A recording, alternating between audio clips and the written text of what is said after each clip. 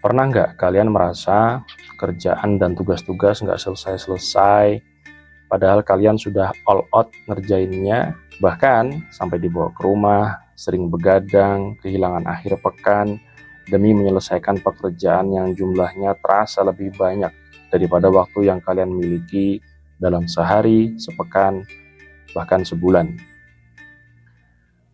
Jika kalian merasakan hal ini, itu semua bukan karena banyaknya pekerjaan, melainkan karena kalian tidak menuntaskan pekerjaan sesuai waktu yang disediakan. Dan penyebab utamanya adalah adanya gangguan-gangguan. Coba pikirkan, kapan kalian menyelesaikan sebagian besar pekerjaan kalian? Jika kalian seperti kebanyakan orang yang lebih produktif pada malam hari atau dini hari, maka fix kalian terlalu banyak mendapat gangguan saat siang hari. Karena malam hari adalah saat-saat ketika tidak ada orang lain di sekitar kalian. Saat jam 2 siang misalnya, kalian biasanya ikut acara rapat atau menjawab panggilan-panggilan telepon, chatting, atau ngobrol offline saat kopdar, yang dimana kegiatan dadakan kecil-kecil ini mungkin tampak tidak berbahaya, tetapi sebenarnya sangat merusak produktivitas. Interupsi bukanlah kolaborasi, itu hanya interupsi. Dan saat kalian terganggu, kalian tidak bisa menyelesaikan pekerjaan. Interupsi memecah hari kerja kalian menjadi serangkaian momen kerja. Kerja 30 menit, kalian dapat telepon. Kerja lagi 15 menit, dan kemudian kalian makan siang. 1 jam kemudian, kalian memiliki pertemuan sore. Saat kalian menyadarinya, itu semua sudah terlambat. Jam sudah menunjukkan pukul 5, dan waktu satu hari kalian ternyata hanya memiliki 1-3 jam produktif tanpa gangguan untuk menyelesaikan pekerjaan kalian. Kalian tidak akan pernah bisa menyelesaikan pekerjaan dengan pola mulai berhenti, dan seterusnya. Sebaliknya, kalian harus berada di zona sendirian agar bebas gangguan untuk bisa produktif. Waktu menyendiri yang lama adalah saat kalian paling produktif. Saat menyendiri, kalian tidak perlu mengalihkan pikiran di antara berbagai tugas.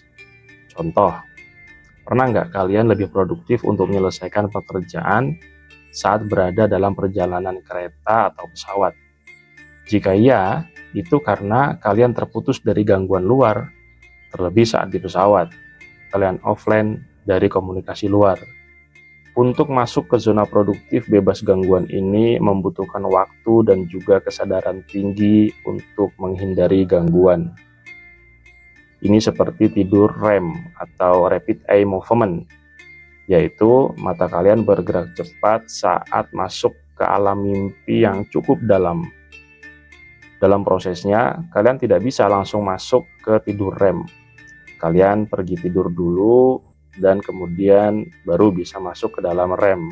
Apapun gangguannya, mereka akan memaksa kalian untuk keluar dari produktivitas dan memulai kembali dari awal. Dan seperti halnya REM yang merupakan keajaiban tidur yang sebenarnya terjadi, zona sendirian adalah tempat keajaiban produktivitas yang sebenarnya terjadi.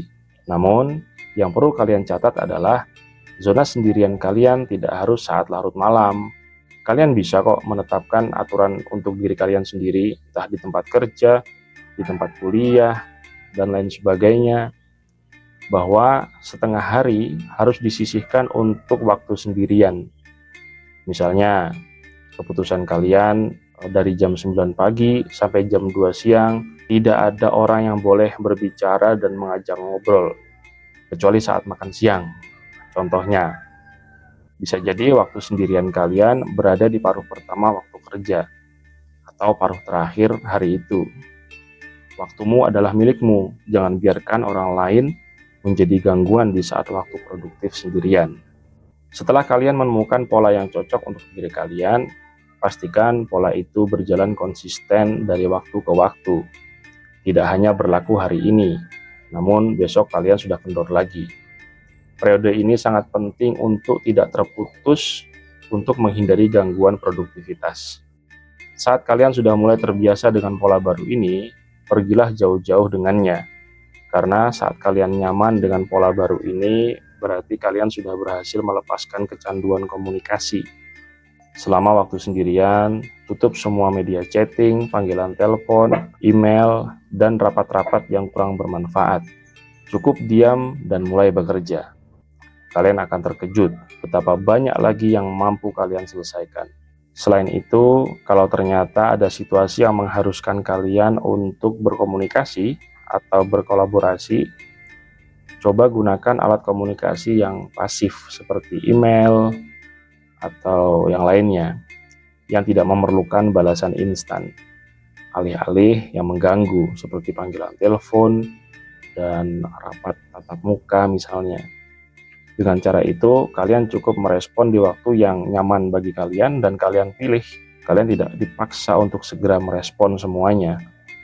Terakhir, sebelum saya akhiri kuliah di video ini, saya kasih satu cerita. Saat istri saya masih kuliah di Fakultas Kedokteran dan menghadapi masa-masa skripsi, perlu kalian ketahui, Fakultas Kedokteran termasuk fakultas dengan tingkatan stres tertinggi di antara fakultas-fakultas lainnya. Menghafal anatomi, menghadapi berbagai macam penyakit fisik maupun psikis, banyaknya praktikum, sehingga untuk fokus kuliah saja membutuhkan effort besar. Apalagi jika ditambah interupsi-interupsi yang mendistrupsi. Maka pada saat istri saya sampai pada masa skripsi, seringkali ia minta diantarkan untuk staycation berdua saja tanpa ada orang lain, hanya untuk menyelesaikan bab demi bab skripsi yang dia kerjakan. Dan benar saja, saya menyaksikan sendiri bagaimana produktivitasnya meningkat berkali-kali lipat saat menjauh dari keramaian kampus, teman-teman, tetangga-tetangga, dan kami biasa memilih villa di puncak untuk staycation barang 2-3 hari demi untuk menyendiri, menjauh dari interupsi-interupsi yang mendistrupsi. Bahkan ada momen di mana istri saya sudah stuck berminggu-minggu mengerjakan bab terakhir dari skripsinya saat mengerjakan di lingkungan rumah dan kampus. Lalu saat itu juga kami memutuskan untuk staycation ke villa di puncak, dan benar saja, bab terakhir dari skripsi tersebut selesai dalam 1 malam. Dan sepulangnya dari kami staycation, keesokan harinya langsung pengajuan ke dosen pembimbing dan ACC.